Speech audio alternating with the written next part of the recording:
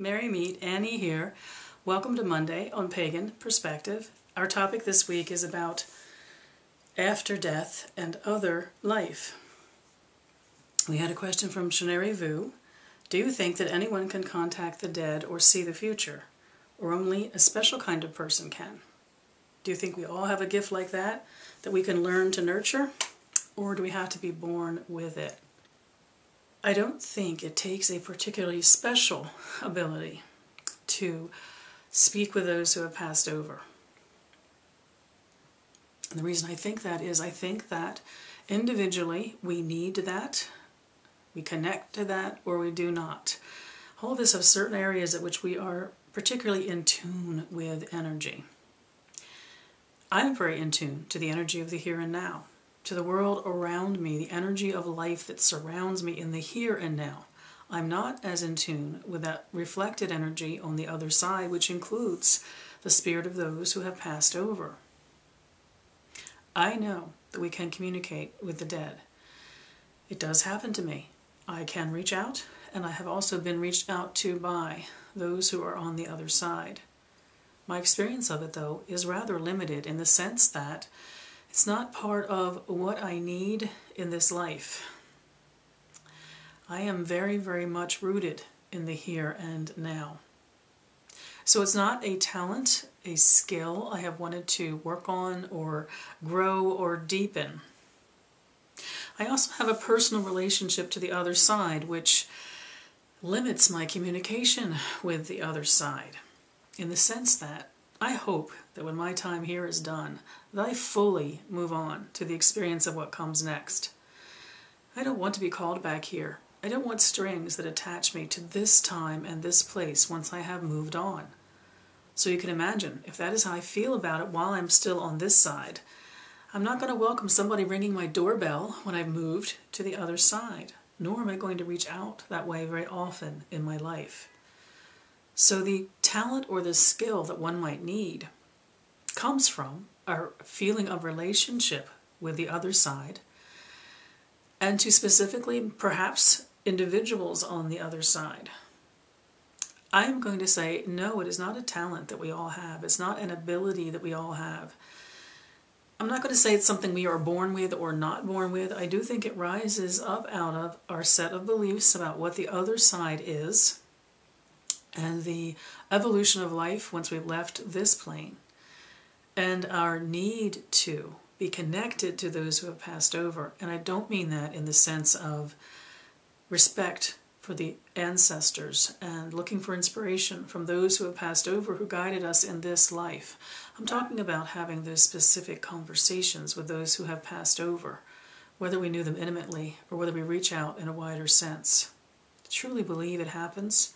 I think it has something to do with our feeling of whether we are complete in the physical world here and need to reach out or not. Some of us this time round are living a life that is very much of the here and now. I also think in great part it has to do with those we are reaching out to, whether they are indeed still very connected to this place and this time, or whether they have moved on. We all have people that we have lost in our lives, and we would love to have some kind of connection to them once they have passed, and it's not happening. They probably have moved on yet again to another phase of existence that we have no understanding of. They've severed their connections to this time and this place. So we may feel like we're failing if we're not having specific conversations with loved ones who have passed over. I do believe that some of us have the ability to move between the world and the reflected world, and there's not so much a difference between the two sides. I don't think that is so much about skill as belief and connection to the energies, and out of that grows then the skills. So I'm going to say it's not something we are specifically born with, so much what our life experiences are along the way and what we build from that. Someone like me is never going to be a spiritualist, a medium, because of the view I take on life once we've passed over. That doesn't mean there aren't moments in which I have felt in relationship and in specific communication with some of my loved ones and my guides who have passed over. Not all of them. Most of mine seem to have moved on beyond that connection. They have no ties to this world. A few of them do. And there is communication and there is inspiration, if not in specific words, in dreams and in meditation.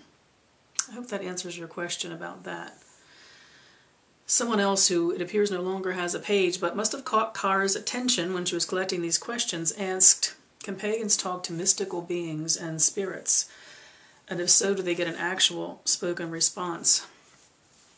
I guess my answer is pretty much the same as it was for the dead, in the sense that if one needs that in life, if it is part of one's experience of living this life, then one seems to generate a vibration that is answered by other entities, other beings, those on the other side.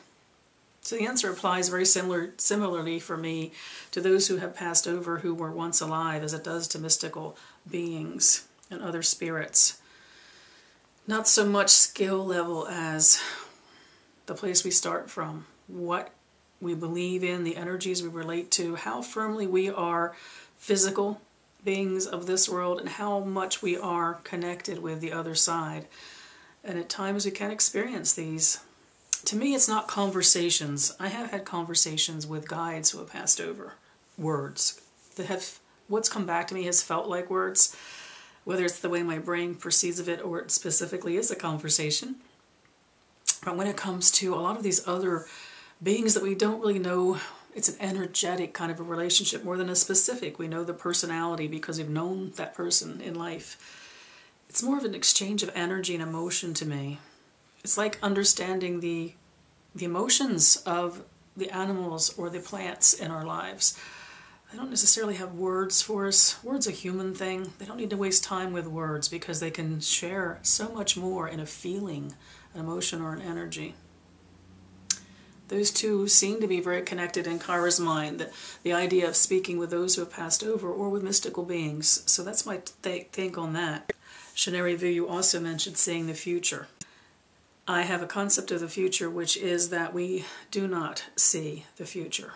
And the reason I have that concept is I don't see time as chronological. I do think that by divination we connect to the flow that we are experiencing in our life and what direction we're currently heading in. I feel very, very powerfully in divination as a spiritual tool, but as far as the future, no, that's not something I relate to, this seeing of the future kind of thing. Because once we see something which is a flow or a direction for the future, it changes in the next instant. I'm not someone who believes in fortune telling or future telling. I do believe we use the powers of divination, meditation, and introspection to guide us with a flow, with an energy, with a way forward. But the end result of the way forward, I don't believe is something we can see or predict. Kara also added here, and I struggled seeing what is the similarity between this question and the ones about communication with spirits, with non-physical entities. Damas Design had been rewatching some of our videos about death and after death. And it appears we briefly mentioned in those alien life or life in another universe. So there were questions around that. I'm going to assume, because Kara lumped it in with communication, that we're talking about communication with those alien life forms from other existences. I don't know if it's other planets or other energetic levels or what it might be. Let's just say it's alien life in the sense that it's not something of our place and our time. I personally have not had that kind of experience where I have ever in meditation, shadow work, or introspection come into contact with something I would call an alien life energy.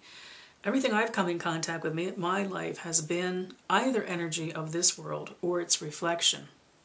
That's just the way it is to me. It's what I know and the reflection of what I know, therefore it's what I'm in communication with. That doesn't mean I don't think that one couldn't be in touch with a reflection of the universe as a whole and its physical existence as a whole. It's not what it's been for me, so I cannot speak to this. I seem to be very earthbound to the earth and to its mirror or energetic world. There's my take on those things.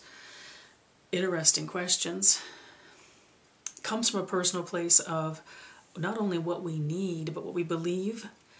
And I don't believe it takes a special person to do any of it. According to our needs and our belief and the way we perceive all of the worlds, we develop skills that match what we desire, what we need, what we want to accomplish. I think that rises out of that. So for someone like me, contact with the other side in a specific sense, having a literal conversation with a specific energy, it's been limited in my life. General energetic exchanges between the two worlds and the concept of manifestation from one to the other, very much a part of who I am spiritually. But specific conversations with those who have moved on have been limited, and I do believe limited by my belief in what happens when we're no longer part of this physical world. As far as mystical beings, spirits, and other things that we cannot identify by name, I've had an energetic exchange and occasionally an emotional exchange with things that I couldn't put a name on, therefore perhaps they qualify as mystical. But I seem to be someone who is very, very planted in this world and the reflection of what I know in this world on the other side. My talents have rose in light of that. They are specific to that. Others have a completely different set of skill and talent based on how they perceive the two worlds. I wish you all mirth and reverence. Mary Part.